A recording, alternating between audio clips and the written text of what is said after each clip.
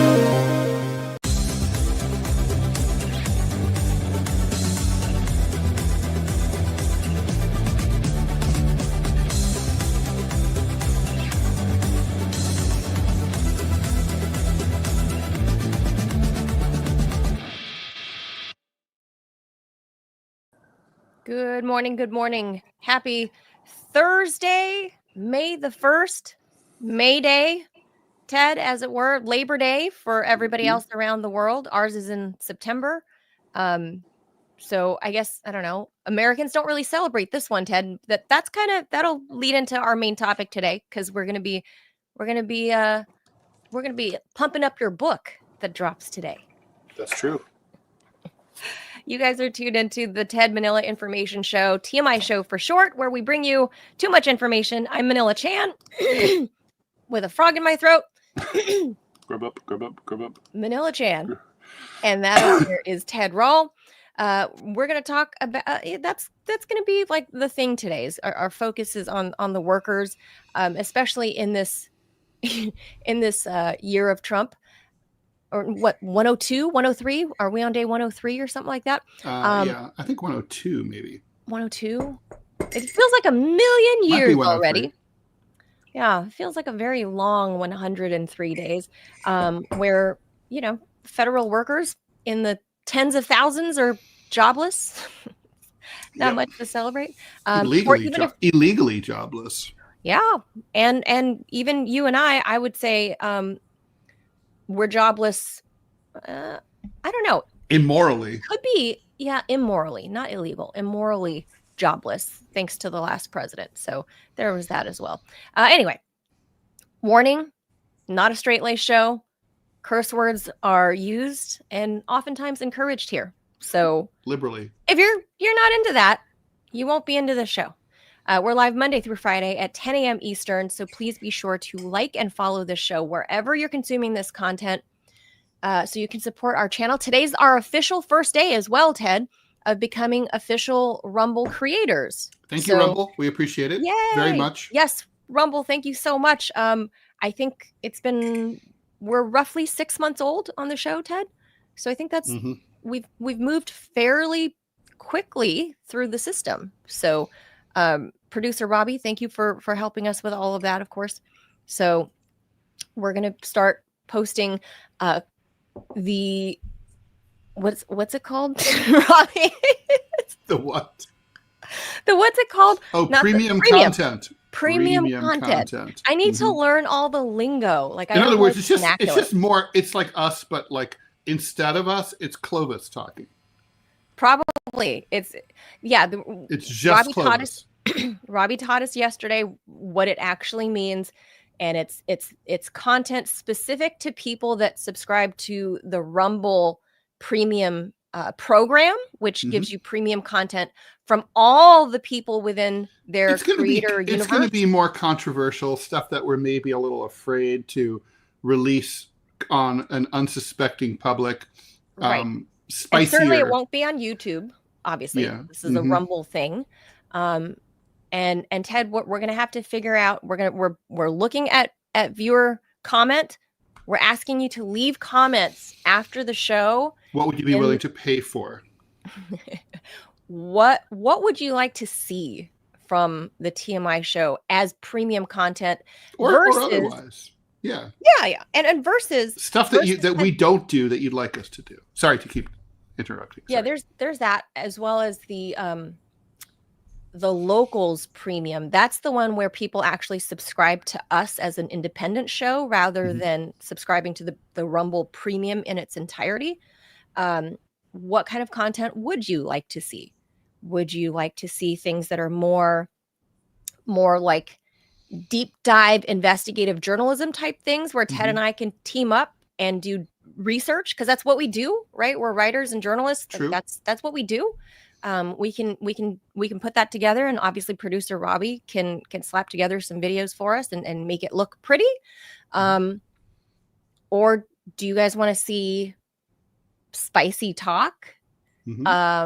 Do you want to do Q&A? I know Scary Girl yesterday said in the Rumble chat that she would like to see more audience interaction in those in the premium content, perhaps. Yeah, maybe we can have viewers come on and shoot some questions at us. Just pop them in, right?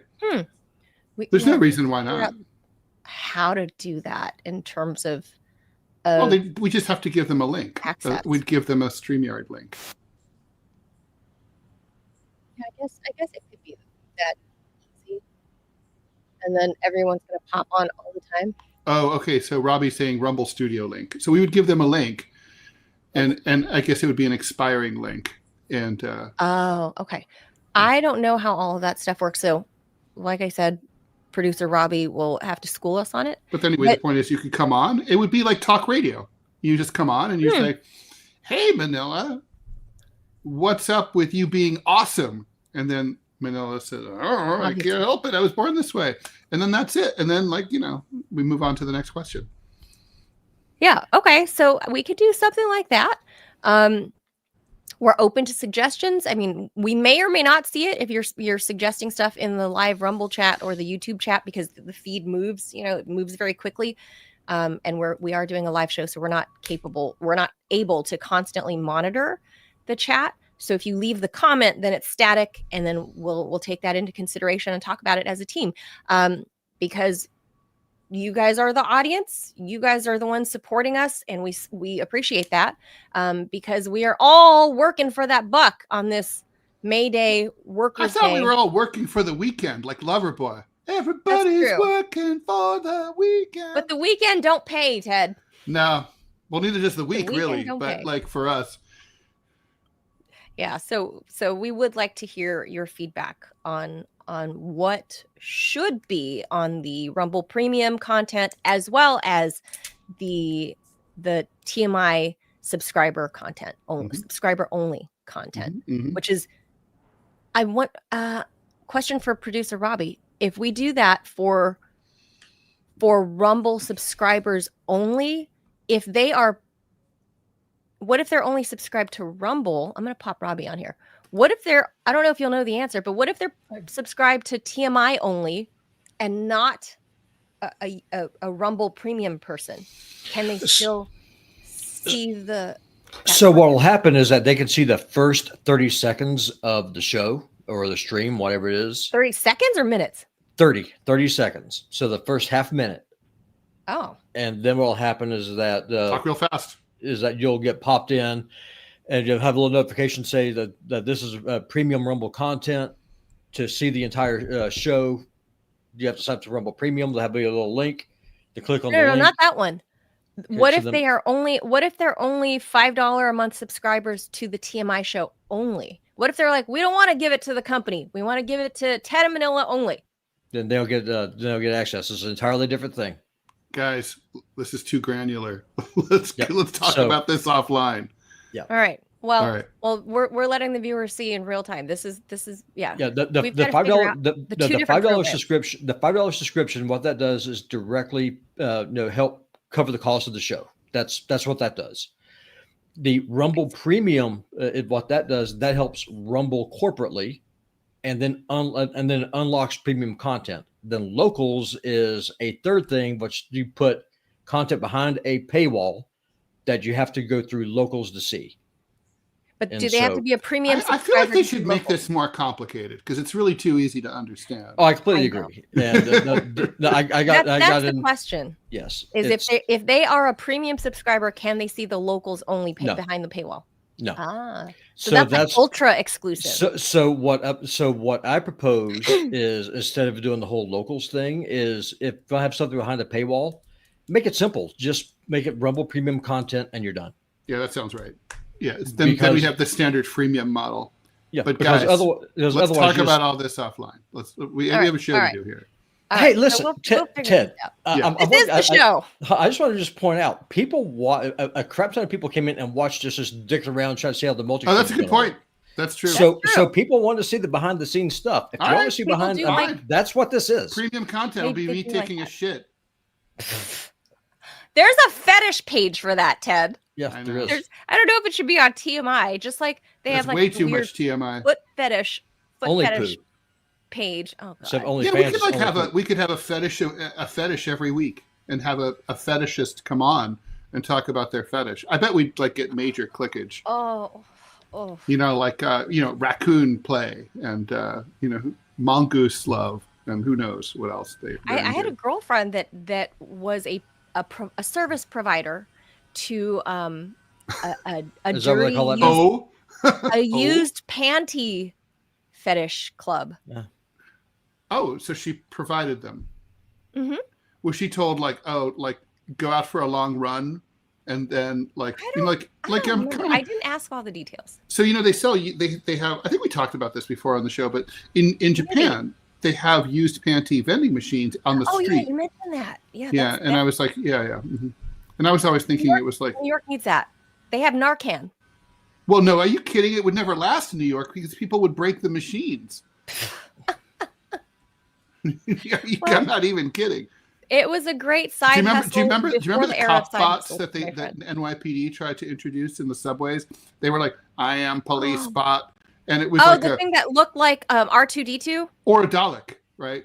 It's like it looked like a Dalek, but like a moving mailbox. well, you remember the We Are the Daleks from Doctor Who, and No, I never watched that. anyway, the point is, it was like this. It was a trash can. It was like a trash can with an NYPD logo and tons of. Anyway, they didn't last because people pushed. Oh, is that them. program gone?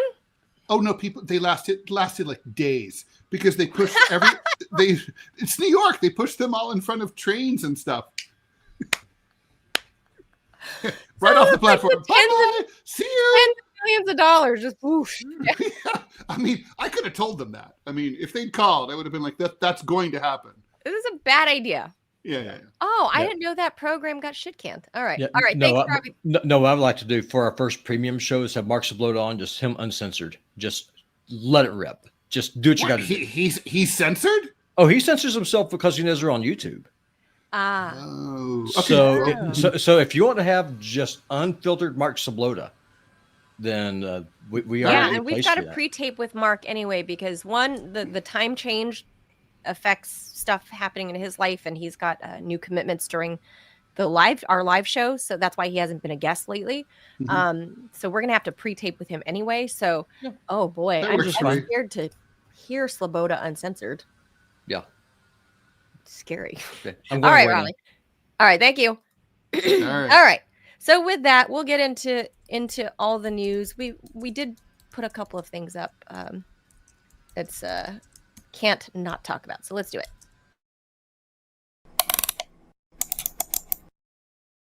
Okay, what do we got first here? Okay, so first and not last, 2 months after the infamous White House confrontation, the United States and Ukraine announced that they finally have struck that minerals deal. They were supposed to do it that day. This creates a joint U.S.-Ukraine investment fund in which Ukraine's rare earth minerals will be developed. These are minerals that are used in electric vehicle batteries and consumer and military technology, as well as oil and gas. Future U.S. military support for Ukraine will be counted as part of Washington's investment in the fund. So in other words, if the U.S. sends any missiles or other bang bangs to Ukraine, then that would be money that we would be able to get back in the form of rare earth minerals. The revenue from the extraction of these resources will be split 50-50 between the U.S. and Ukraine.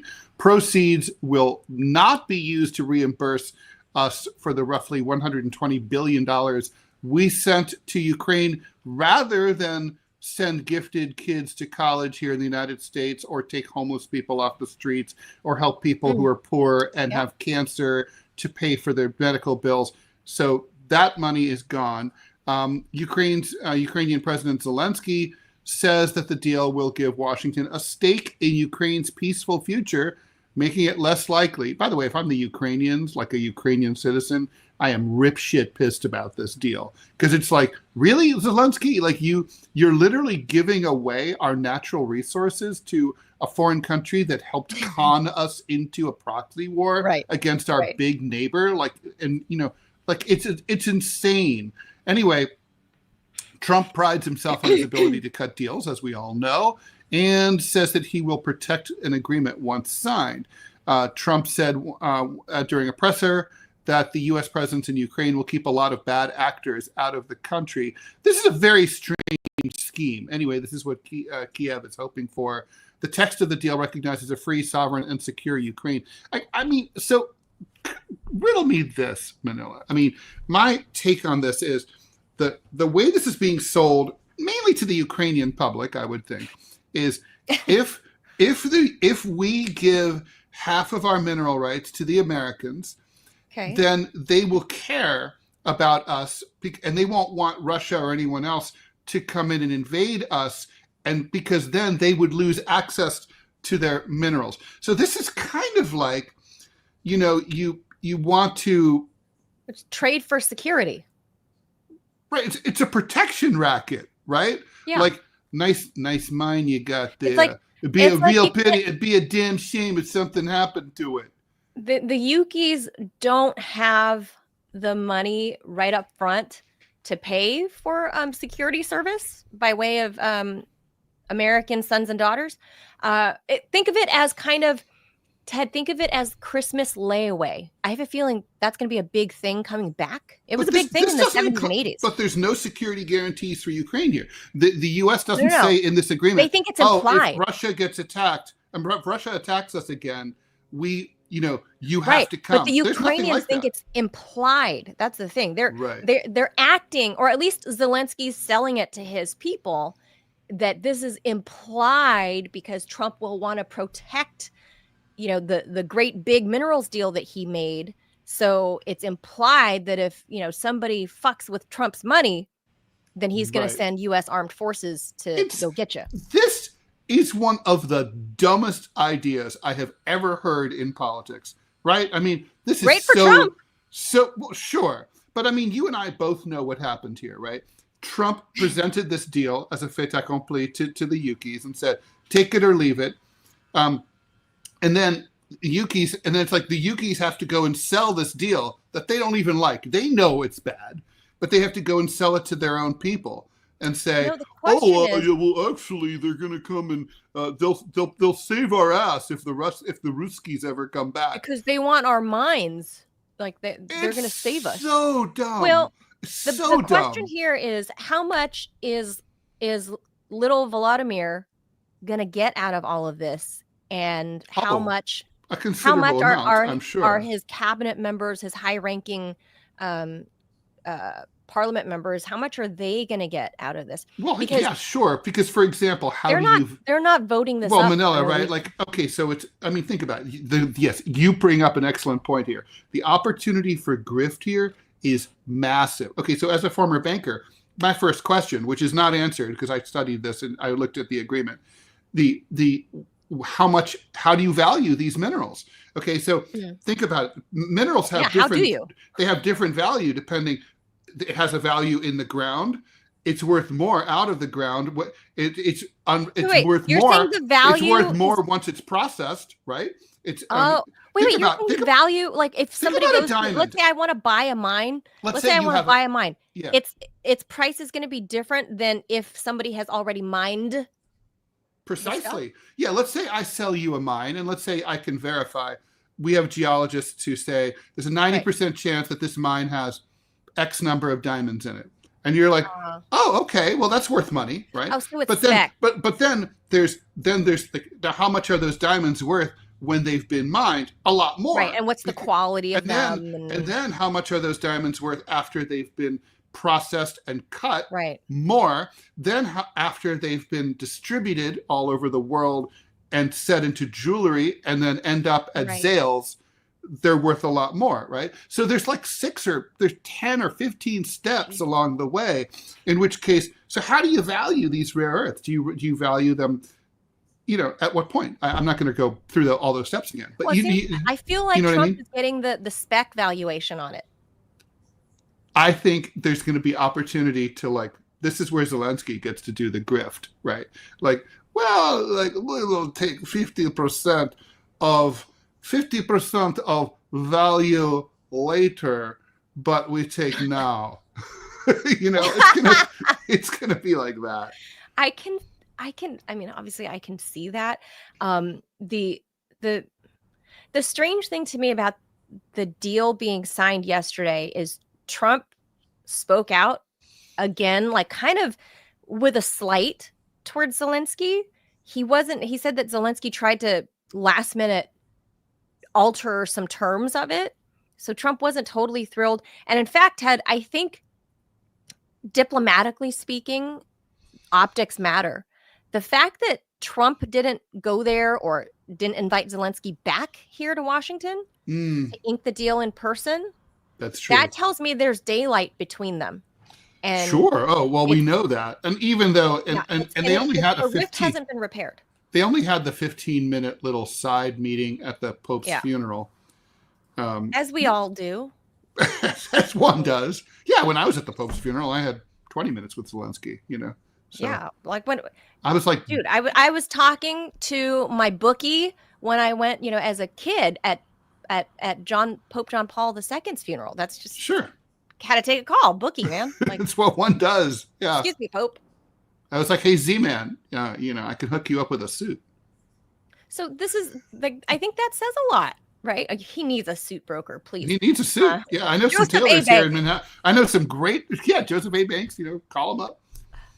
So this, I think that says a lot, especially because Z-Man's over there trashing on Wolfie, Vice President Wolfie here, and saying how, things are moving better because Witkoff isn't there and Vance isn't there.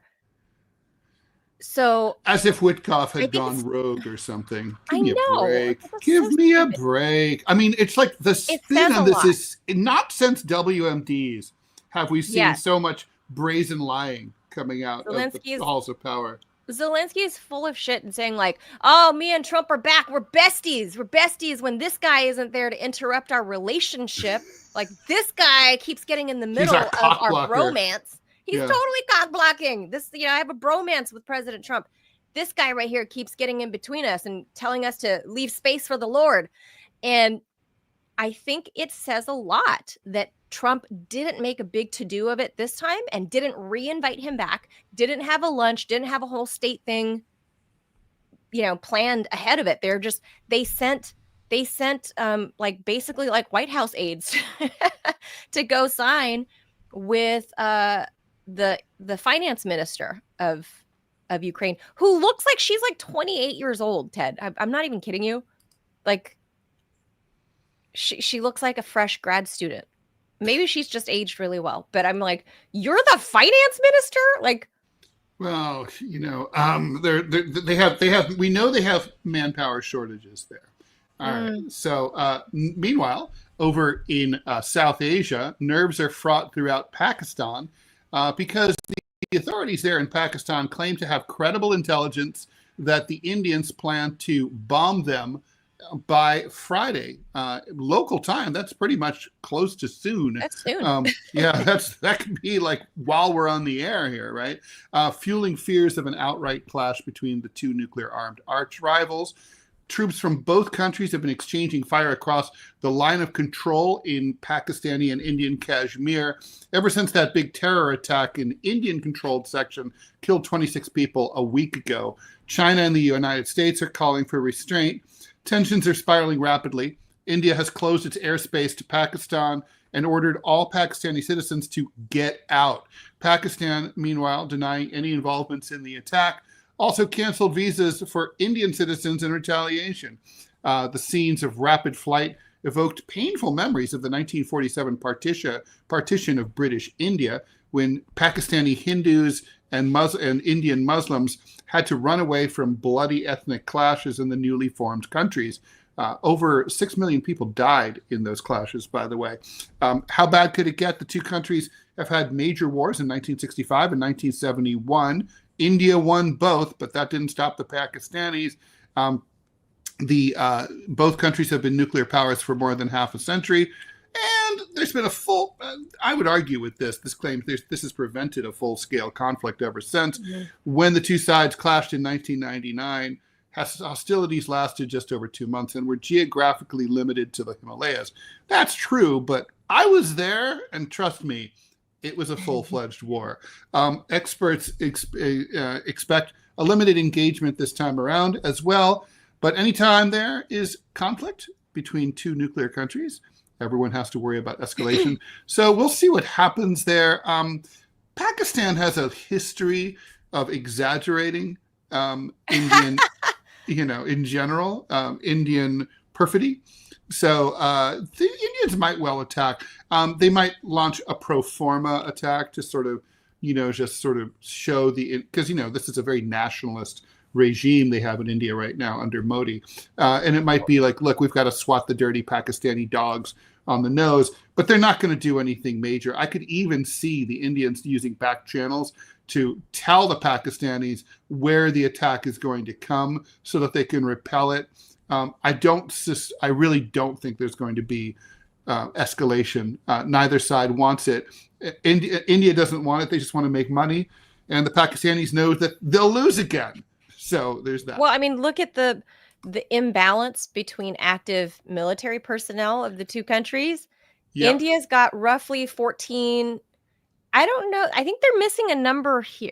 No, they're not. They do numbers different. They do commas in numbers different over there. Yeah. Mm-hmm. So what am I actually looking at? So 1.5 million on the left and 650,000 on the right. So basically about just shy of 3 times. The Indians have about 3 times more men and women under arms. Well, I assume it's all men. I don't know if I doubt Pakistan has female soldiers. Could be wrong. Probably not. No, but not. India may or may not. I don't know. Okay, because when at first blush, I thought I was looking at 14 million, and I thought that is a fucking insane number. If that was the case, I don't know that.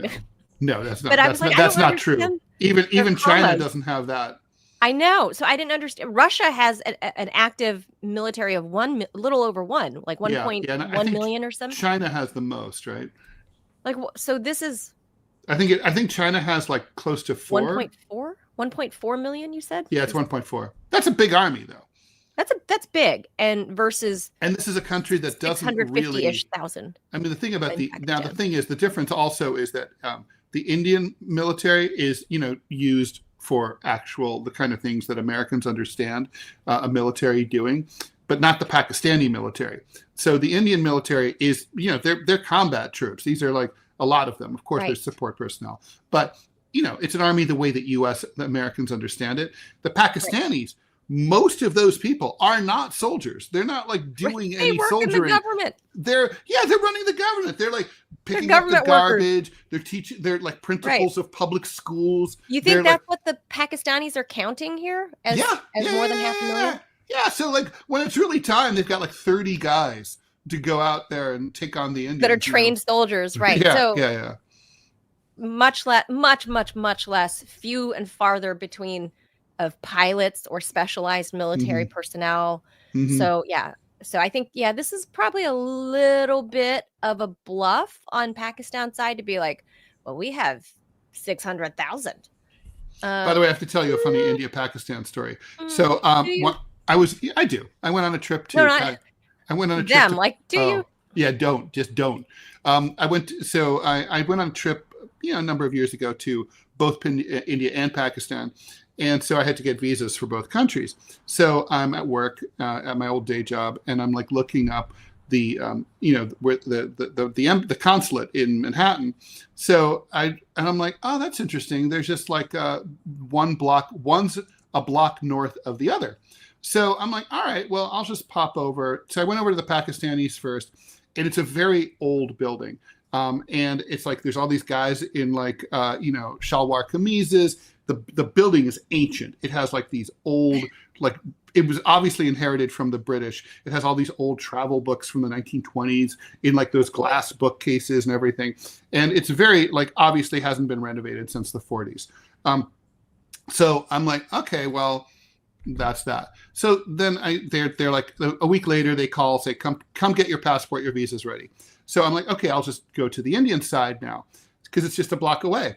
So I go to the Indian side, it's around the block, and I realize the building goes through the block. It's the same building. And like one has a facade on one street and one has the facade on the other street. So, and the Indian side, however, the decor couldn't be more different. It's like an Indian restaurant with like the Christmas lights all over the place. There's like there's like disco flashing lights. Like when they call your number, it's like bing, bing, bing, bing, bing, bing, bing. It's like being on Who Wants to Be a Slumdog Millionaire, right? It's like amazing. So and there's all these women who are running things, not on the Pakistani side, right? But there's all these women in saris. Yeah. Like on the Indian side. So I talked to this Indian lady who works there. I go, so this is the same building. And I go, wait a minute. So the building got partitioned in 1947 too? And she's like, that is exactly what happened. The building was partitioned between the two countries. The Pakistanis take the north, we take the south. And I'm like, holy crap. I go, is there a connection between? She goes, yes. There is in the basement. You can go between the two buildings, but it is blocked. And I'm like, so what's down there? And she goes, there is a bathroom in between. We call it Kashmir. Oh my God. Well, I mean, that makes sense, right? Like you said, it's an old building. So once upon a time, the consulate and the countries were one. And they split it. And well, there you go. It makes perfect sense, but they're not going back, though. I can promise you that. Oh no, there's no going back. Although there's no East and West Germany. There's none of that's happening here. I don't know that the Pakistanis would go back, but the Indians would definitely reverse partition. Really? Oh, they hate Gandhi. They hate that like the partition happened. They think the partition is stupid. It caused much more. It caused problems. It didn't solve problems. So. Yeah, I agree with the Indians. I think they were, and it's funny because Gandhi, like literally Gandhi's on all the money and people, they look at him and they're like, fuck that guy. And we think, we revere him. No, there's secret history. You and I and Scott Stantis have chatted about this offline, right? Of all these people that in world history that we think, kindly of or have these great so-called reputations, and behind closed doors, not very nice people. Gandhi was one of them. Mother Teresa was another. There's a whole, and the people that we thought were just these dastards, like the real Count Dracula. Mm-hmm. Not as evil as we might think. That's an area Robbie's really into. But I'm just looking at like the military aircraft and all the India's got them way overpowered, Ted. Like we already heard yesterday that the Pakistani foreign minister said We will not nuke. We will not use nukes. Yes, so which we appreciate. fine. That's great. Although it's really funny. That's so interesting, right? Like, in the United States, we the standard line is always, if they're asked, would you use nuclear weapons? They always say, nothing's off the table. Right. We reserve all options. But other countries often will say, yeah, we're not going to go there. Like, we won't do that. Like, I'm pretty sure Russia promised not to use nukes in Ukraine. Yeah, Russia said, we're not going to use nukes. And then America was like, but you didn't say you wouldn't use tactical nukes. And the Russians are like, shut up. And you didn't say Simon Says. Right. And, the Russians are just like, oh my God, do I have to enumerate everything? But so here's, I mean, we're looking, this news channel, Wyon, did a great, little piece here, and they put together all these graphics of, I didn't know the numbers looked like this. I thought, Ted, I was under the impression that the Pakistani military was more powerful than they actually are, because they wield so much power within their own borders. So I assumed that they had that. No, they don't project power. They don't project power externally, really. Yeah, this is and ironically, neither do the Indians. I mean, think about it. The Indians don't really invade their neighbors anymore. They used to. No. They did invade the little tiny Himalayan mountain kingdom of Sadiq. That's forgotten now. I think that happened in the early 60s. But India basically they have a strong defensive posture. Yeah, I guess that's what this is for, right? Having the nukes and stuff. It's to stave off any would-be incoming, right? And for them to say that they're not going to, the Pakistanis to say, we're not going to use this or whatever. But then still say that they insist that India is going to attack. I mean, it literally could, because of the time difference, it could pop off while we're on air, which at that point, I think the calculus changes depending on what the attack looks like. And I think that's a very risky situation for the people, like neighbors, especially, Ted, I don't know if you saw this, but Erdogan sent a big military plane into Pakistan yesterday, right there. Turkish military plane. It's like, look, honestly, I'd be like, listen, Erdogan, this is just like the U.S. helping out Ukraine. You can help, but it ain't going to be enough. It just ain't going to be enough. Yeah. Don't even bother. This could get bad. It could get bad, and lives can be lost, and that would be really sad. When this is, if it's a terror group and you guys don't condone it, it's the fact that they haven't not come out and admonished it is what's worrying to me. Pakistan has historically been one of the biggest supporters of radical Islamic terrorism in the world, alongside the Saudis. Yeah. People. It's kind of a bummer. I mean, I got to tell you, after 9/11, experts believed that the Bush administration would attack Pakistan because that's where all the Al-Qaeda training camps were. I can see that. That's where Osama bin Laden was the entire time, never was in Afghanistan. Yeah. So Afghanistan was bullshit. And all the as a source of radical jihad, Pakistan's extremely dangerous. Certainly it depends on who the prime minister is. And, the term deep state comes out of Pakistan. That's where it was invented. Analysts talked about, the term, when analysts who look at the Pakistani government, analyzed it. They were the ones. It's Pakistanis who came up with the term deep state. So, in other words, it's basically saying that the prime minister and the parliamentarians, they don't run things. Like, they're there, sure, and it's like, hey, nice to see you. You'll be gone. But we're the generals, the career bureaucrats. We run the show. We're here forever, right? We, politicians come and go. We're the bosses. We'll tell you what's what. And so that's what this is. Yeah, this is. I got to say, Ted, I'm anxiously awaiting, because I'm looking at the clock, and the time difference.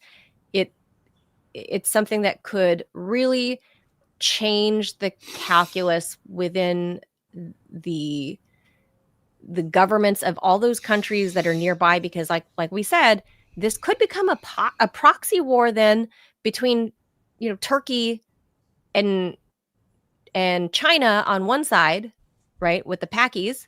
The Indians don't need any help. They can handle it themselves. But anyway, really by the way, Robbie has a quick question. Is Pakistan helping the Palestinians at all, or are they just written off? It's neither. The Pakistanis are not really helping the Palestinians, but it's not like the Palestinians are written off. They are the Muslim. Many other countries care about them deeply, but it's not. And I don't think the Pakistanis have much power either over having a role in geopolitics in along the Gaza Strip. If you think about it, if Saudi Arabia can't, given the Abraham Accords or whatever that Jared Kushner, our vaunted Middle Eastern peace broker, that Jared Kushner cobbled together, managed to broker some sort of, at least ostensibly a business relationship between the Saudis and the Israelis. If the Saudis can't influence what's happening, then sure as hell not the Pakistanis. Are you muted, Ted? Yeah, you are muted. Sorry, I was muting because I was coughing. I've got major phlegm globber situations going on. Yeah, season's changing. Or this, Ted, or the next story. Maybe this is why. Well, let's do that. Okay, so I'm actually excited about this story. A set of chemicals found in food packaging, plastics, and lotions and shampoos has been linked to hundreds of thousands of deaths from heart disease. That according to a new study in the journal eBiomedicine. These chemicals, which are known as phthalates, they're spelled phthalates. They're pronounced. The spelling's crazy. PHTHLA. Anyway, phthalates were responsible for more than 350,000 deaths worldwide in the year 2018. 75% of the deaths were in Asia, the Middle East, and the Pacific, which shows, of course, that there's more and more plastic in these developing countries. While the researchers acknowledge that exposure to phthalates coincides with other risks like obesity and metabolic disorders, these add to the growing evidence that chemicals used in plastics have other serious health risks. Phthalates are a set of chemicals that are added to plastic to make plastic more stretchy, soft, or flexible. In lotions, shampoos, and perfumes, they can be used to retain scents. Okay, well, we could get rid of that. But the chemicals, which are so common that some call them everywhere chemicals, have attracted widespread concern. In epidemiological studies, phthalates have been linked to male fertility problems because they're way up in your jizz, heart disease, obesity, and ADHD, and many other things. The U.S. allows 9 kinds of them to be used in food packaging. They should be banned. These are hello, RFK, where are you? Are you listening to this? Good point. They're an example of what scientists call endocrine disrupting chemicals, which tweak and change your hormones, causing a multiplicity of health problems.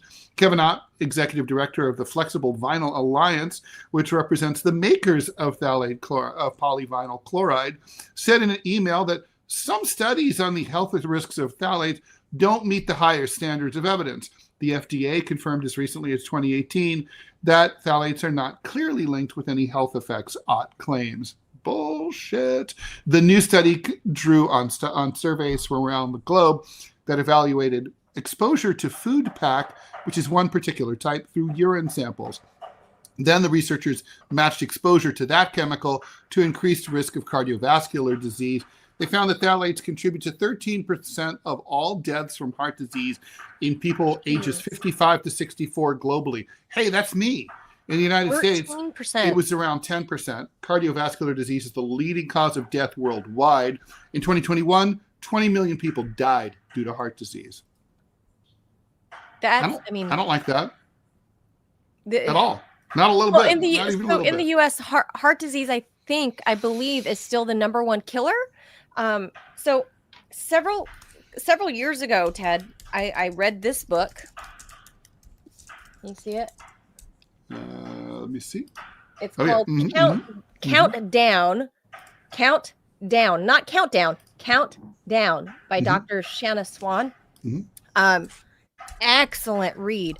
And she talks about how all of these chemicals have reduced fertility among both sexes, because we know there are two biological sexes, that women's egg counts are down generationally, generation over generation. Yeah, that's part Male adding to the sperm fertility count, crisis. Mm-hmm. that's part of the problem, and it's all because of plastics. And when you read this book, it's shocking and terrifying about what all of these forever chemicals and how they get into our bodies and what it can really do to, I mean, these plastics now cross the blood-brain barrier. It crosses into the amniotic fluid in your belly if you're pregnant. It gets into your brain.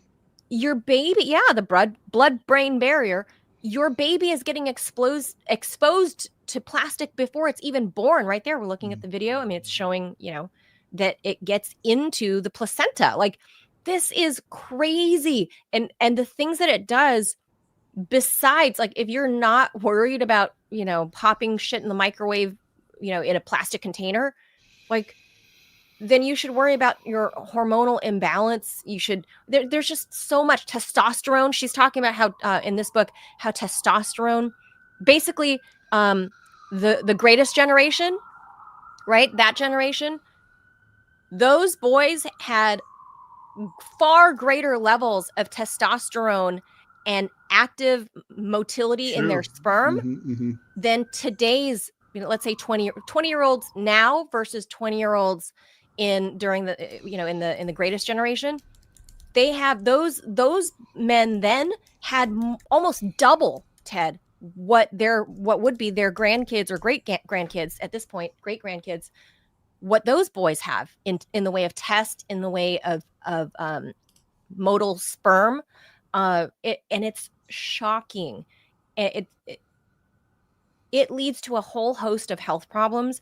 And I think with RFK Jr., and his, whatever people think of him, politically, at the end of the day, his background was for the good, right? He was an environmental lawyer. He worked to try to get this stuff out of our system, and it's so integrated into everything. Like you said, everything is wrapped in plastic. You can't go to the store and buy anything that's not wrapped in plastic. I mean, hardly ever. You'd have to go to, like a farmer's market to do that. And I'm increasingly more and more trying to buy direct from farms and farmers markets and things like that, because I'm trying to avoid the plastics exposure, because I read that book and it terrified me. And now that RFK Jr. is in the government, right? But he's very quiet these days. He's talked about, he's kicking out red dye and talking about, I get it, the autism explosion, fine. But what about this? Why do we still have 9 of these forever chemicals still allowed into our food supply, into our packaged goods systems, that we're talking about everything. Everybody, think about this. Your vitamins they don't come in glass bottles. They come in plastic containers. So even when you think you're being healthy, you're still taking in plastic by way of your vitamins. You think you're getting cold pressed juice. Well, unless you're buying, the $50 bottles that only the super rich can afford in glass bottles, you're still consuming plastic. I make it a point. I never, ever microwave anything in plastic. It's always on a ceramic dish or a glass dish, because that's how you absorb it into your food and into your body. And I'm surprised RFK Jr. has not made a bigger deal about this than he has. He's been rather silent, as you pointed out, Ted, and only just hit on a couple of issues. I think, Ted, I suspect what he's finding out now that he is in a position of power, just exactly. I mean, I know that he knew, but I think he's seeing firsthand now just how much corporate interest and money is involved here. Oh, I'm sure that's true. And then also I'm sure also that he's been told by the Donald, like, listen, I don't want you. Picture of health. Well, true, but I'm sure he's also saying, I don't, we'll let you have some spotlight later, but right now it's the beginning of my administration, and the spotlight has to be on me. Trump is very jealous of any kind of move to draw attention away from him, and it is the beginning of his administration. I think it's more like, you can do your health stuff behind the scenes, but in terms of making appointments and raising hell, that's going to be like, in a year, maybe, later this year. Not now, not right this moment. And I don't even know that I blame Trump for that, really. Well, Doge kind of stole his thunder. That's maybe that's true. Why Elon's on the way out.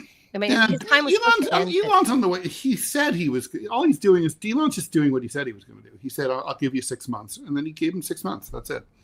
Yeah. So, but in that time, people are shocked that people do what they say they're going to do. Right. Well, in that time, Elon has stolen Trump's thunder quite a bit.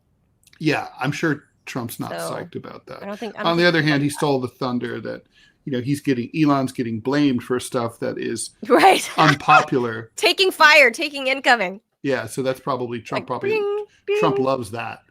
And all right, let's keep going here. A climber. This one's great. By the way, just to follow up what you were saying, indeed, you're correct, Manila. Heart disease is still the number one cause of death in the United States, followed closely by cancer. And interestingly, number 3 is COVID. 267,000 people died of COVID in 2023. I assume those numbers will continue to decline, of course. I'm cynical about those numbers, comorbidities and other things. I think there's a difference between dying with COVID rather than there's a difference. From COVID. No, of course there's a difference. All right. So a climber airlifted with altitude sickness from near the peak of Mount Fuji in Japan last week decided he hadn't had enough abuse and decided to go back to the slope and had to be rescued a second time 4 days later. That, according to Japanese authorities. Officials are urging people to be aware of the harsh conditions at the country's tallest peak during off-season. The climber is a 27-year-old Chinese student who's living in Japan. He made an emergency call on April 22nd, and then the Japanese government airlifted him after developing symptoms of altitude sickness, also saying that his climbing irons were damaged. On Saturday, he decided to go back for more abuse to traveling the Fujinomiya Trail, about 3,000 meters, that's about 10,000 feet above sea level, to look for his cell phone and other belongings that he left behind. This, according to prefectural police in Shizuoka. Another climber found him there, unable to move, as after he developed altitude sickness, again. The hiking trails are only open officially from July to early September, but there's no penalty for hiking off-season. There's also no charge or penalty whenever a climber needs to be rescued. What? But Japanese taxpayers are pissed off, and they're saying that he should be charged, at least for the second rescue. And so the local police said, be careful of that mountain because Mount Fuji has low temperatures and is covered in snow, even in the spring. This is very different. I had a friend who climbed, I think it was Everest. She and a bunch of her friends. And they fell, basically one of them fell and dragged all of them down a mountain. Right. And so they fell several thousand feet. And so they had to call using a satellite phone, call for a medevac from the Nepalese government. And the Nepalese, they send a helicopter up there. It's extremely dangerous for the rescue party because helicopters they need lift. And at high altitude, there's not much lift. Especially during certain seasons. So anyway, they can risk their life doing this. It's expensive. So the Nepalese, Nepal's not a rich country. For them, the Mount Everest is supposed to be a moneymaker. So on the phone, while they were like hoping to be rescued, they're like, you have to promise this was a long time ago. This was in the 90s. You have to pay us $15,000 for this rescue. If you don't agree to that now, we're not coming to get you. So they said, okay, we'll pay. And they did pay. And I'm sure it's more now. But the government of Nepal is like, if you get into trouble, on Everest or any of our other big Himalayan mountains, that shit's on you. We'll come and get your ass. but we're charging for the taxi service. I think maybe it's time for the Japanese to consider something similar here. Yeah. Have you lived? Was that right? You lived in Japan, or you traveled there a lot? I traveled there a lot. Yeah, for the Japanese bank you were with. So did you ever see Mount Fuji in person, at least from a distance? I saw it from a distance. Yeah. Mm-hmm. So, what I'm trying to understand here, and I know the Japanese culture is supposed to be, fairly polite, I guess. At least that's, what it seems like. Very. So, why would they bother having a technical open months for Mount Fuji? Like, we're open July to September. That's it. But you also don't get in trouble for going at these harsh condition months. So why bother having any of and then you're going to pay to rescue the idiots that go at the harsh months. So I can answer that question, because as you know, right, Asian culture is far more collaborationist than Western culture, less individualistic. Mm-hmm. And the Japanese are absolutely the most like that of all Asian cultures. So in Japan, it doesn't occur to people, they don't understand the idea of you would just do your own thing in an inconsiderate, loutish, stupid way like this. Well, this kid was Chinese, though. That's right. And the Chinese are far wilder and crazier than the Japanese. so the Japanese is what? He didn't do the right thing? That's unheard of for Japanese people. Cultural conformity is everything. It's core to their culture. And so this is a country where the first time I visited, my boss said, the restaurants in Tokyo, some of them are tiny, so tiny that there isn't enough room. We used to still carry briefcases. There's not enough room to bring your briefcase into the restaurant. So you're all lined up shoulder to shoulder at a little counter. So literally, you'd walk outside the restaurant and there'd be a stack, a row of people's briefcases lined up with their laptops outside on the sidewalk. And I was as a New Yorker, I was surprised. And he said, and he's like, this is Tokyo. No one will take it. Nothing will happen. And that's true. So it's the conformity level. I mean, the police don't carry guns. They don't need to. The Japanese are, they're extremely civilized people. So, and then of course you have the rowdy Americans in Okinawa, on the Marine base, right, in Okinawa, that travel all over. So, with the U.S. trying to increase its military footprint in Japan once again in order to surround China, right? I would recommend that the Japanese think twice about having some form of more harsh weapons and harsh rules, because you're getting a lot of non-Japanese people into your areas that are not going to listen to your rules. That you're and the rules are kind of flexible. They're well, we're only technically open July to September. You probably shouldn't go in April. It's very harsh condition. Please do not go. No. But that's, and being from a loud Chinese background, there's some conformity. I could speak to my own family. A lot of us are kind of rogue. Maybe it's just my family. I don't know. Maybe there are other loud Chinese families out there that are way more conformist. But we kind of are yeah. There's a saying, Ted. Look left, look right. No police, I go. Yeah, well, no, I mean, for sure. If I had to rank Asian countries by degree of conformity, I would not put the Southeast Asian countries way high on that list, right? No. I mean, the Thais kind of are we'd be doing our own thing and leave us alone. And Cambodians are certainly like that too. Oh no. Definitely very, very, very independent minded. The Burmese, I'm going to do my thing. Oh my God! When I was in Myanmar, the military junta had banned music. I've never seen so much loud partying in my life. It was like everyone's like, we don't care. Oh, We're in a military dictatorship that says not to play music. Fuck you. We like music. We're playing. We're blasting and dancing. interesting. I was The just saying the soldiers Taliban did are dancing, listening to music. No one cares. It's like whatever. Well, I mean, and so strange. people who do what they want in a military dictatorship, they're rogue.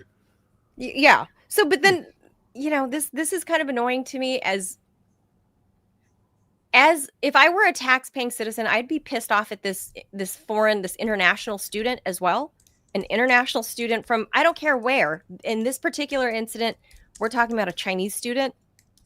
I would be angry and try to make him pay restitution to the city, to the government as well, for a second helicopter rescue because you went up there because he forgot his phone and some of his gear when he got rescued. Phone. He fucking went back up.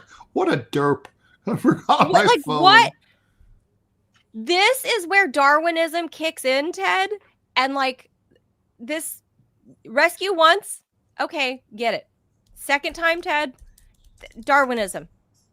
Darwinism is all I can say. And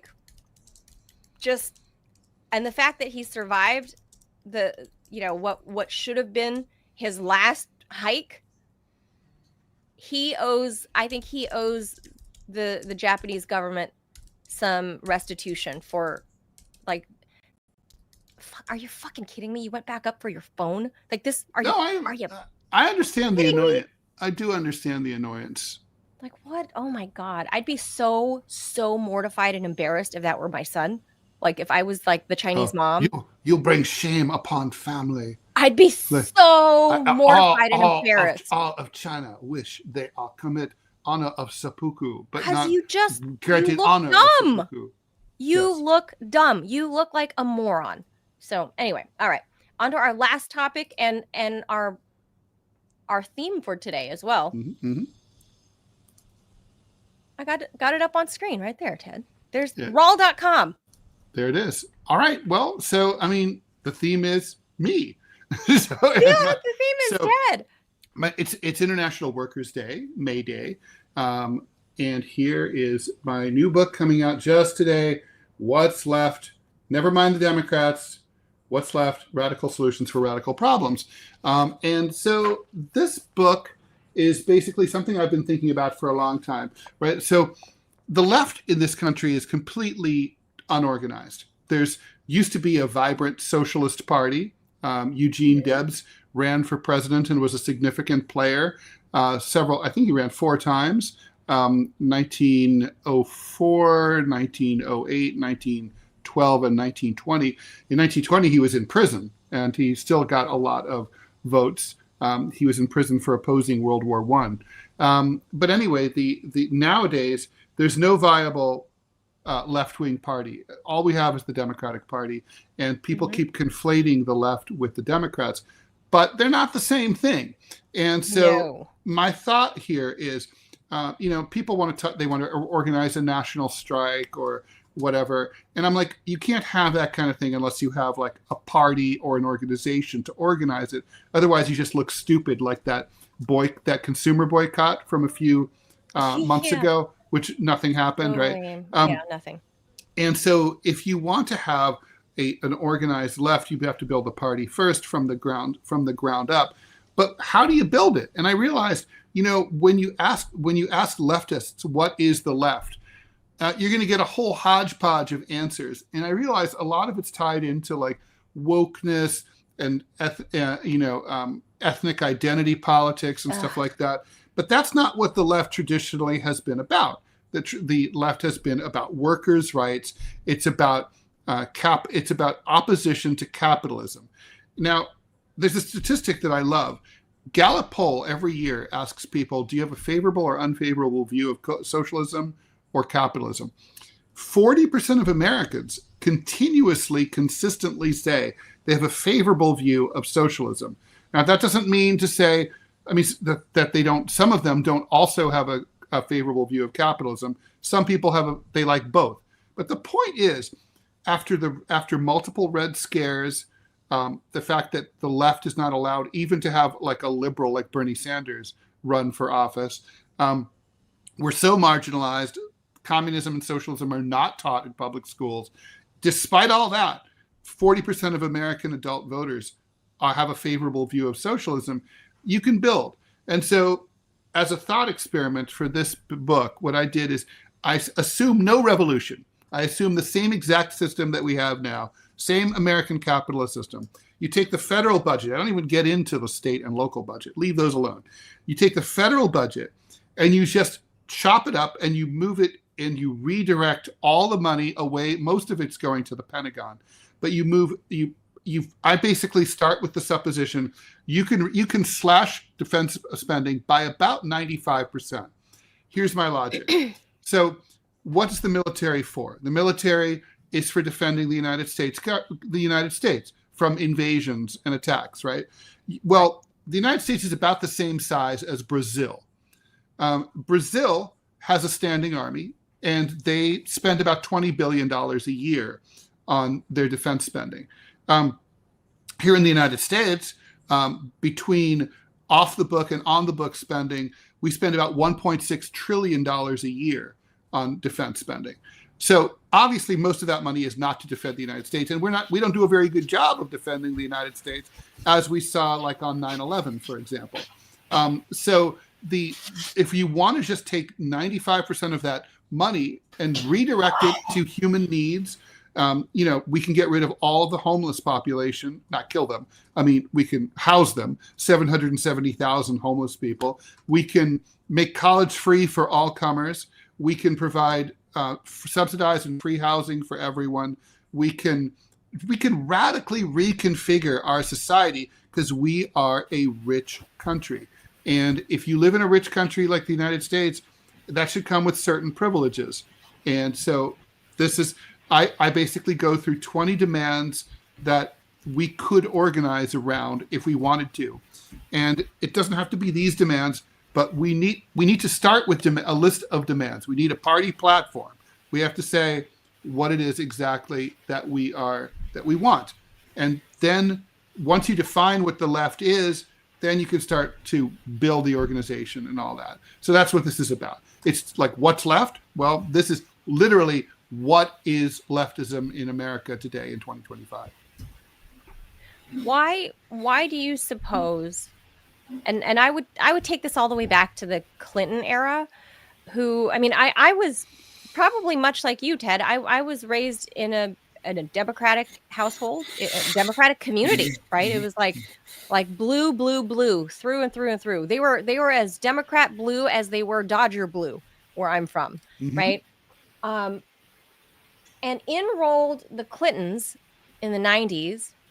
And it seemed, and I was a teenager by then, so I was able to kind of understand the nuances that were happening besides the Monica Lewinsky scandal and all this stuff. I started noticing changes in the party's attitudes and what they were saying towards workers, right? And their attitudes towards the working class Americans. And I started, even when I did register to vote in 1998, I remember even back then questioning my affiliation with the party, my position, my faith in that party, because in that time I felt like, with the NAFTA stuff, and it seemed like they were always, trying to. My dad was a union member. I'm a union kid, right? SEIU member. And I remember there being a lot of squabbling with the SEIU over the flux of, at that time in the 90s, Mexican migrants, Mexicans in particular. We're not talking about at this time, at this juncture in the 90s, it wasn't like those from Central America or South America. We're talking strictly Mexicans in that time frame. And that they were coming in and that they were destroying the job market for our local membership, our local Teamsters, our local unions. They were But you know why, destroying right? jobs. But you know why, right? Because they were. I mean, that's the split. The Democrats, And that's when you saw the Democrats start supporting. That's where I'm saying I saw the shift was in the late 90s. The shift in the attitude was becoming more pro illegal migrant than it was pro domestic worker and unions. And I think that's when, for me, it was like when I could pinpoint when the party died, the Democrats and the left, that it fractured and it died and never to be seen ever again. Robbie? Well, I mean, here's where I come from, because I read the book, and it's a very good book. I'm a right winger, and I agreed with probably about 70, maybe 80% of what Ted said, which is pretty freaking amazing, because I am a hardcore Christian fundamentalist right winger, and whenever you break things down to a class issue, you see the overlap between the populist right and the populist left. And the whole reason why, and I completely agree with what Ted is saying here, is that the left needs to organize, because if you're going to have a large, complex country, which we have, and we don't agree even on what an American even is anymore, the only thing that's going to hold you together is the social contract that you can do as you want, build a better life for you, then build a better life for your kids. That is going to be the glue that's going to hold together. That's going to give you stability. And right now, the Republican Party, they don't care, because they're just all about their being the good little corporate whores that they are. And the Democrats are the exact same way. No, to Manila's point, the whole reason why they bring in immigrants, it takes a lot of time and effort and money to argue a case and convince your voters that you have the better ideas. So how do you combat this problem? You import the third world. You drive down wages, maximize your profit margin, and then you don't have to argue anything, because you have a permanent serf class. And that's one of the biggest takeaways that I see between the left and the right that people are able to can go into, is in order to have any kind of a chance at all, people have got to be class conscious.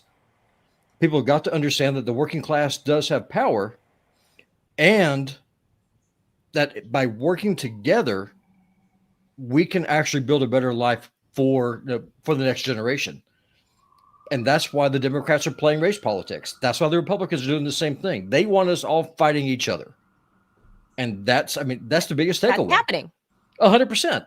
That's how the British conquered India. I mean, it's the exact same thing. There's nothing new under the sun. And True. I mean, and I'm telling you, I mean, again, as a right winger, if y'all watch the show for any length of time, y'all know we've had some pretty epic dust ups on this show over immigration, the trannies, I mean, all of it. But on the big things that matter, like, how am I going to pay my bills? How am I going to educate my kids? What is life going to look like 10 years from now? What if I get a terrible disease? What if I lose my job through no fault of my own? Because right now the answer from the Democrats and the Republicans is go to hell, drop dead. We don't need you. We will replace you. You are a replaceable cog. You're not a person. You don't have agency. By all means, just go play on your Xbox, and we don't need you. We will replace you. And Ted's book offers a blueprint on how to start thinking outside of the Fox News and MSDNC paradigm. Yeah. Start thinking for yourself. That's what the book does. And I cannot recommend it enough. Thank you, Robbie. I appreciate that. And Fairy Girl, our regular in the Rumble chat, says the farthest left anyone in government got was Henry Wallace. Good luck ever getting anyone like that close again. Yeah, well, that's the thing is there's no solution inside the system. There's no solution inside electoral politics. That's a dead end. And I don't care where you are politically. If you care, unless you have a tremendous desire to prop up corporations and their profits at our expense, you need to be, whether you're left or right, you need to be working outside of the two-party system to build up independent parties that are going to represent people's needs. And I mean, I have far more in common with the like populist right than I do with like corporate Democrats. So how did that happen, Ted? How did the farthest of the far right, how were they able to narrative capture and steal this away from what has long been forever and a day an issue for the far left, which is where I would assume, I would say that's where I got most of my fundamental core values from growing up, right? And I reluctantly said I'd sign up as a Democrat when I was 18 because that's just, you had to rally there. That's just kind of what it was. But my values, fundamentally, the core values were more aligned with what was considered far progressive left. But then I was torn on the whole immigration issue and am I being humanitarian by rejecting them? Am I, my dad's interest, which should be my interest, because if my dad's wages go down, then we don't eat, so I was torn between them and that. And then you have now, fast forward 25 years, the narrative capture was picked up by the right. How did the far left allow that to happen? The far left How did they let go of it? The far left didn't allow anything. The far left got marginalized by McCarthyism, and ultimately the far left was allowed to play inside the Democratic tent until the 1990s when the Clintons came along, and then they were expelled from the Democratic Party. The far left is homeless. There are tens of millions of people who, if there was a far left party, a socialist party, would vote. And they don't vote because they don't vote for either party. They just sit at home on election day, much in the same way that basically the far left is waiting for its Donald Trump. Donald Trump motivated he motivated a lot of right wingers who never voted because they didn't like either party to vote for him. Right? That's me. And so that could happen on the far left. It's the Democratic Party that allowed the Republican Party to take over these issues. And basically the Republican Party never would have taken them over if not for, the Tea Party, which ultimately morphed into MAGA. It just would not have happened. The Democrats, they had basically the Democratic fundraising and organizational model was reliant on big labor. For throughout the 1960s, 70s, and 80s, like the labor unions that you mentioned, they brought out the vote and brought the money to the Democratic Party and the contributions. But as labor shrank and fewer Americans who were workers were members of labor unions, and then Reagan really gutted the labor union movement. Then people like Bill Clinton realized in the early 90s, there's not much money coming in from labor. But what if we reached out to the big corporations and started getting corporate funding? But the thing is, and they started doing that. But of course, the corporations are like, okay, we'll fund you, but you can't be in favor of workers' rights. You can't be pushing to increase the minimum wage or union busting coming out of even people like. And you've got to be okay with that. Biden. So the Democrats said, okay. And that's where the Democratic Party has been ever since. They've become a corporatist. Now, the Republicans used to be a corporatist party as well. And so for a little while there, if you think about like during the Bush years, both major parties are corporatist parties, totally. Yeah, and what happened is the GOP has now been captured by Trumpism. Unfortunately, Trump is too corporatist for my taste, I think, and probably for many other people's as well. To be populist. I mean, but he had a veneer. There's certainly a populist. Populism lives under Trumpism. It's part of it. He hasn't abandoned it completely. But, the corporations are kind of having their way. But the Democrats threw it away, and they decided to become fully corporatist. So the far left is homeless. There is no place. I mean, the Green Party is the only game in town, and it's not even on the ballot in every state, and they don't have candidates at the local or state level, right? Who's your Green Party gubernatorial candidate? You don't have one. I got to ask you, being that you're half French, we're seeing, I don't know if this could be a model, but I feel like the so-called far right Marine Le Pen's party in France, they seem to have struck up an alliance with the far left, where their goals and aims do overlap? Why are the French able to do that and we aren't? I think I can help answer that question right now because I'm looking at the Rumble chat. And first off, editor Tiki, I'm not getting paid a dime to talk about Ted's book. Matter of fact, I'm not getting paid a dime to do this show. So there's no profit margin here. I'm saying what I'm saying because I'm saying what I'm saying because I read the book and I agree with it. So that's it. There's no profit margin here for me. I care about my kids. That's what I'm talking about this. And then you're for considered Lee, populist, right? Oh, very much so. Like I'm politically homeless. I'm a Ted Massey, or not Ted Massey.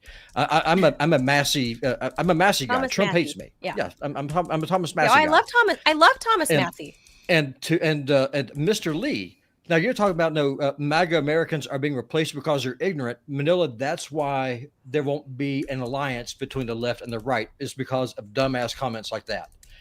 As long as people keep thinking that if you don't have closed borders and actually take care of the American people first, and then people on the left who are directly being punished by the open borders immigration system of our government is going to call me a Nazi when I'm looking up for their interests, there is no alliance there to be made. Well, I mean, if you look at the comments that George Galloway, who is very far left, right? Like he's very far left, and he's over there in the UK, and even he is against open borders. He says so. He says because he's a pro-union guy. And I think my politics open borders would be fine under a unified global communist government that allows people to live wherever they want. But even then, here's the thing: my ex-wife really saw the Soviet Union, for example. So when NAFTA started, I was married, and my ex-wife and I went to a teach-in at Berkeley about NAFTA, and we came out of it, and man, she had an amazing ability to sum things up really very lucidly and clearly. And she said, "Well, the problem with free trade," she said, "is that labor is fluid and mobile, and capital is fluid and mobile, and labor is stationary. So labor can't keep up." And it's like, that's exactly the problem, right? I mean, so, let's just say I'm a capitalist and I have a sneaker factory. I can have my sneaker factory in Indonesia or Malaysia and pay pennies on the dollar for what it would cost. And even with the cost of shipping those sneakers from Indonesia to the United States, I still will pay less to make those sneakers and distribute them than if I made them in the States. The problem is, let's say I'm like, I look up online and say, the highest wages in the world are paid in, say, Qatar, which I think for a long time Qatar had the highest wages in the world. It's like, well, I can't go to Qatar and get a work permit or just show up and say, "Hi, I'm Ted. I want to live in Qatar," because, there's national barriers and everything. And even if you got rid of all the national borders and we're all in one world government, it's still a problem because, hey, I don't speak Arabic. And like my family and my friends are here and my cat are here in the United States. So I don't want to just pack up. So people tend to be stuck where they are, but capital goes wherever labor is cheap. So yeah, that's the problem here. And that's why you need government regulation to step in and provide an equal playing field for labor and management. Yeah, and then the other argument to say is that, well, America needs more immigration because they're not making babies. Well, maybe if people are actually getting paid an actual wage, they could start having keeps up with babies. Inflation. Yeah, I mean, well, think about it. I mean, inflation, real inflation has gone up, 23 to 27% over the last 3 years. True. Wages have decreased. Even let's just say, for example, if you're working a full-time job, all right. If you get a 3% pay raise at your job, what's greater, your pay raise or the rate of inflation? And then you have the feminists saying, "Oh no, you can't have a baby." Do you have any idea? If you get married, if you take a man's last name, and then if you start having these things called babies, what you're doing is that you are then becoming a tool of the patriarchy. Yes. And then you declare war on the family. So you have those two things going against you. Is there a birth rate problem? Yes, there is. And one of the ways that you deal with it is by addressing the class issue. That's how you do it. This is not hard. If a dumb hick in Montana like me can figure this out, surely some of the brilliant people there in the chat can pick this up too. Just saying. Yeah, this is being that this is May 1st, it's May Day. This video right here. This is May Day rally in France just a few hours ago, because it's probably getting close to the evening over in France. And Adrian in our chat, a subscriber and a regular viewer in the Rumble room, he's a British guy living in France, and he says that everybody has today off. He was at the beach, so he popped in for a little bit to see what we were covering because he's at the beach. Because France gave people this day off, and many people went and did this, went to this May Day rally to voice what I would say, Ted, what was also echoed through in France at the Yellow Vest protests that we saw ongoing before the COVID lockdowns. And that's exactly what the Yellow Vest movement was, right? And the French don't give a fuck. Like, they will go out there. If they are not happy, if their souffle fell down before it got to their table, they're pissed. They're out on the streets. Like, they will burn trash cans. That's the French. America, not so much, Ted. Why? Being half of both, half and half. I think what happens is, I don't think you're going to have trash cans burning. I think the country's going to explode. That's my fear. Or implode. Why are the French more vocal and less complacent and less? I mean, like I said, with the Yellow Vest protests, like, they didn't give a fuck. They were out there freezing cold, didn't care. They were out there sweating their asses off or freezing their asses off because it was like a 2-year hike in retirement, was it? And like a 23-cent hike in per liter of gas. And they were pissed. The French have more of a culture of wins for the left, right? I mean, the French Revolution is a true left-wing revolution. American Revolution is not. You know, in a real revolution, one class of landowners and elites is replaced by another one. That's what happened in France, happened in China. Like, the landlord class was thrown out in China, right? And in 1949, the American Revolution is just a revolution of rich American colonists who don't want to pay their taxes back to England, who were, by the way, not really. They were kind of underpaying their taxes in the first place. So the English are kind of like, "What's wrong with you guys? We're like really nice to you," which was true. The thing is, the government repression of like early labor unions in the 19th century was absolutely brutal. The crackdown on like the socialist left during the Red Scare, the Palmer raids in the 1920s, the 1950s Red Scare, absolutely ruthless and brutal. So it's been really hard for the left to catch on. And I think a lot of it has to do with like America being a colony, right? France is a 2,000-year-old country, European country, but colonies tend to be run ruthlessly. It's for rugged individualism. Think about Australia. It's a colony, right? And these countries tend to be suppressed brutally. It's hard to get a left off the ground in a country like the U.S. Yeah, I guess because the roots of leftism in the U.S.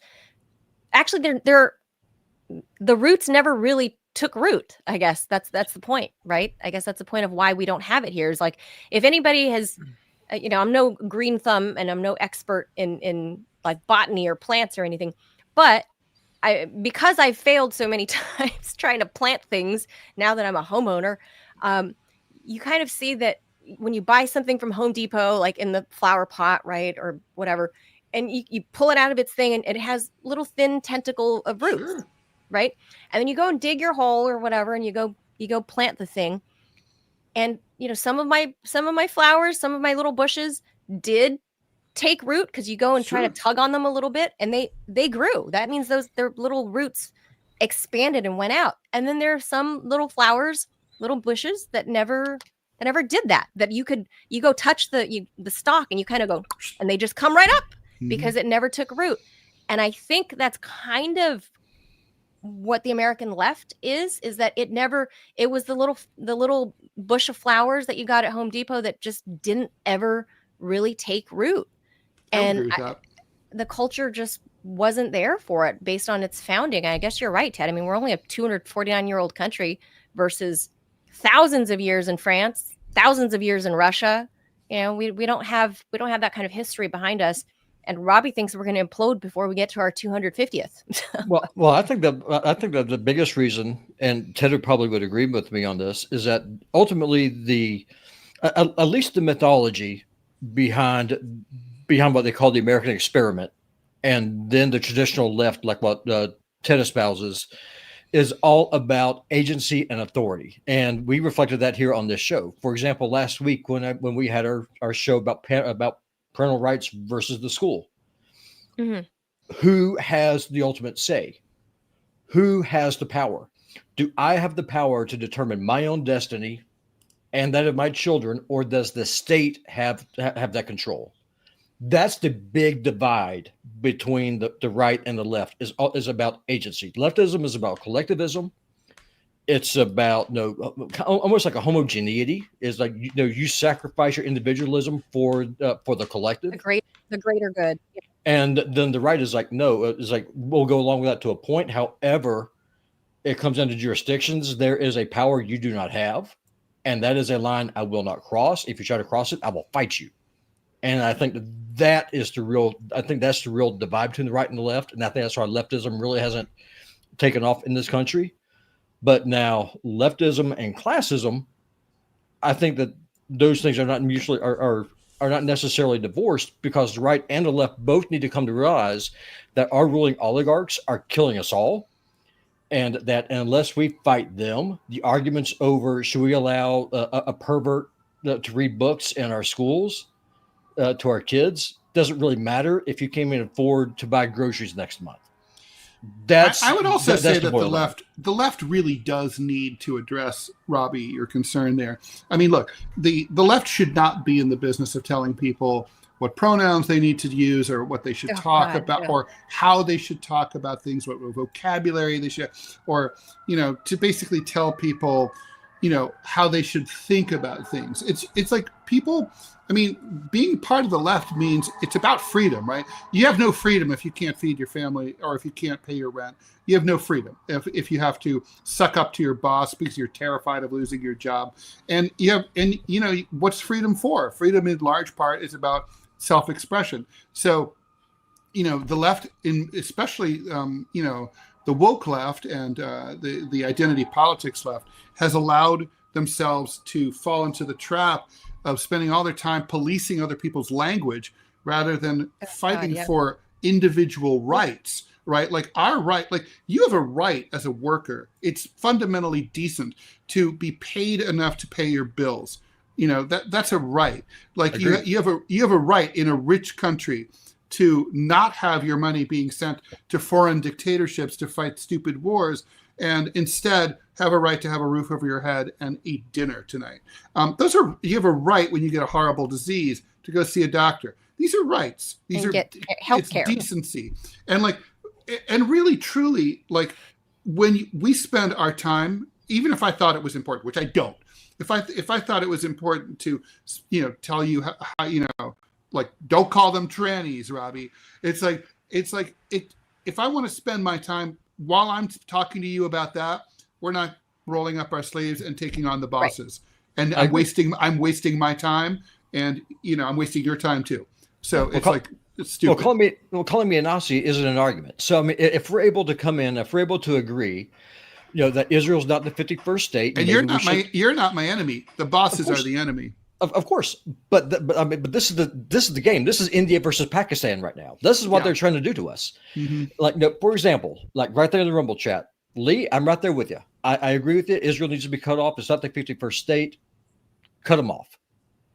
Where the divide between us happens is whenever I say, well, no, in order to address find the bosses, maybe we should cut off the spigot of cheap labor. By the way, that's something that the authentic left. If you have nation states, if you're going to have borders, which we do, that's our system, then like obviously open borders are a tool to provide cheap labor, right? You Of course. you exploit the immigrants and you abuse them. In some cases, you don't even pay them at all. And then it drives everyone wages down. Like the bosses are laughing. The borders were open for years under both parties. Yes.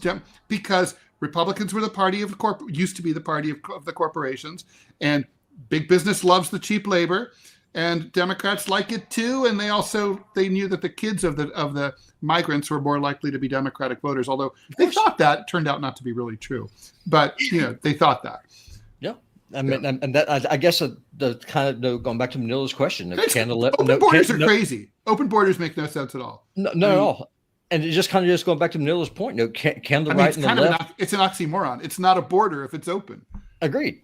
I mean, can the populist right and the populist left agree to work together? I don't know. Here's the question. If the enemy is big enough, history shows, yeah. You two are friends. Enough, of course we are. So and if we both hate the enemy a lot, then we'll set aside our differences. Enemy of my enemy, right? Right. Listen, I'm looking forward to having Ted Rall, communist, come to my house to meet my family, sit at my table, and have dinner with me. Is that happening soon? Ted is not my enemy. No, certainly not. We're friends. But I mean, calling me a Nazi because I want the borders to be closed and deport the illegals. Well, because that's the problem. That's what the bosses want to happen. That's what the people want to have happen. They put up that mirage of like, well, it's coming from a white face, and do you hear that Southern accent, that drawl? Then clearly, wait, Robbie has a drawl. Maybe we do. No, I've never noticed. No, y'all have an accent. No, honestly, right. y'all everyone has an accent. Yeah, but y'all have a like Manila. She doesn't really sound like nothing, but Ted, you sound like an out and out Yankee. Oh, wait a minute. I'm sure. Yeah, I've taken tests. I don't sound like I'm from anywhere, and Ted sounds like a Yankee. Ted sounds like a Yankee. You just sound like you're just out in the neither.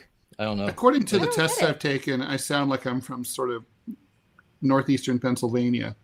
Yeah. Sort of north of Philly, sort of. That's what they say. No. The real question is, do you call it Coke or Pop? If you call it Coke, you're Southern. Coke, Pop. Yeah. No. Yeah. Soda. With soda. No, it's Coke. Soda.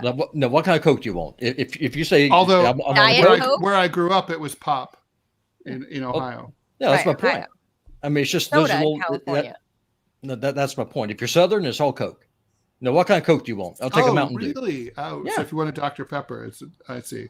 Yeah. What kind of? So the waitress says, "What kind of Coke do you want?" You say, yeah. Tab. You look at the menu and say, Dr. Pepper. Yeah.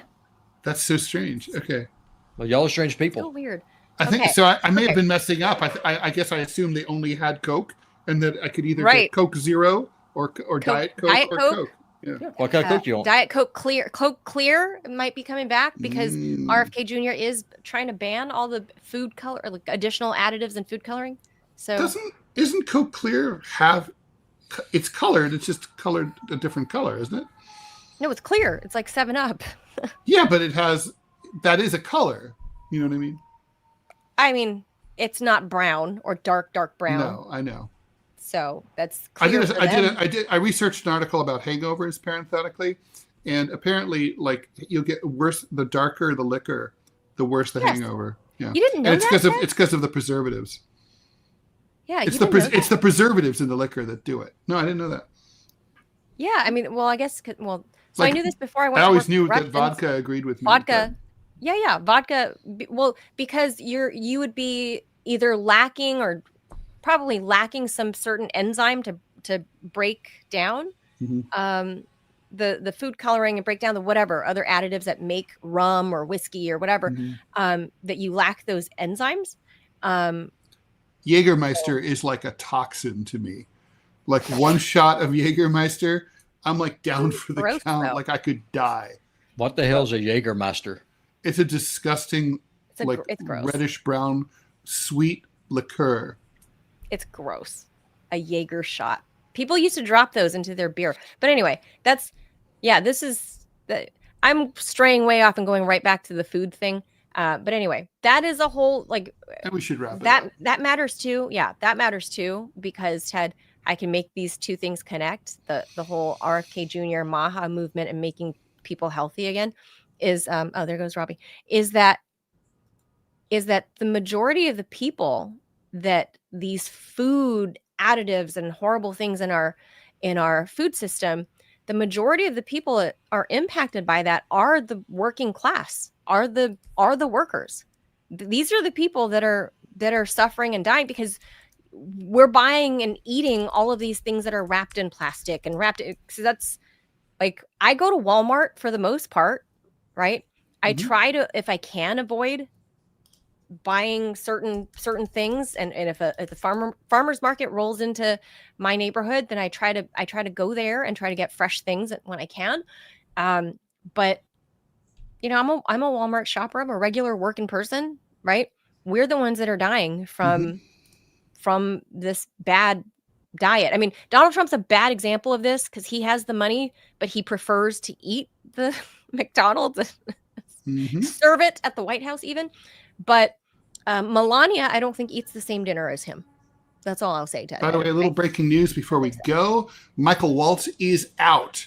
He's already out? He's out as National Security Advisor. He's gone. And one of his deputies, expected to depart. Alex Wong, is also gone. He's this deputy who worked on North Korea. And most considered the front runner to replace Mike Waltz as National Security Advisor is, drum roll. Oh, wait. Guess. You know. Pompeo. No. It's not that bad. Steve Witkoff. Oh, really? Yeah.